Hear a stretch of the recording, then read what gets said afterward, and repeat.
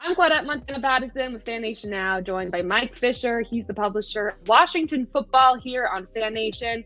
Mike, some big news for the Washington football team today. They officially have a new name heading into 2022. They will be the Washington Commanders heading into next season. So first things first, why the Washington Commanders?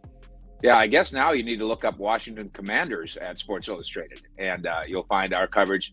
They did a survey of fans that was involved here, but also really deeply involved was the coach, Ron Rivera, who for this organization around here is way more than just a coach. He has been a figurehead in a positive way of some very progressive moves for a Washington franchise that, for the better part of 100 years, hasn't necessarily been considered progressive. And so good for him and good for them. You know, Claudette, there's no right name. I think Joe Theismann the other day said this really well when he kind of leaked that it was going to be this. He said, if they win, people will like it. And if they lose, people will not like this name. All right. Well, what's the response been from some former players, the fans? How are people embracing this new name? Yeah, I do think there's a good marriage between the nickname and what Washington is, all the way up to the president of the United States, who it turns out his dog's name is this name. Oh, interesting. So that's kind of fun and kind of a good marriage. Again, I don't want to get into politics. I know you don't or we don't, but regardless of what you think of this side of the aisle or that side of the aisle, it's kind of fun that the team and the White House can agree that this is a good name.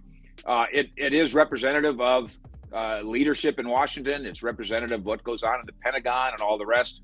We can argue about the uniforms. Do they look a little too much like the Cardinals? Do they look a little too much like the 49ers? Why isn't the logo an actual logo? It just looks like it's a W again. But to have rid themselves of the football team, which is a nickname without a nickname, it's just a blank piece of paper. And then to have moved away, of course, after all these years from Redskins. Good on the organization for making those moves. And then you don't blame the organization either for now milking it for everything it's worth. Ron Rivera's been on every national TV show he can get on.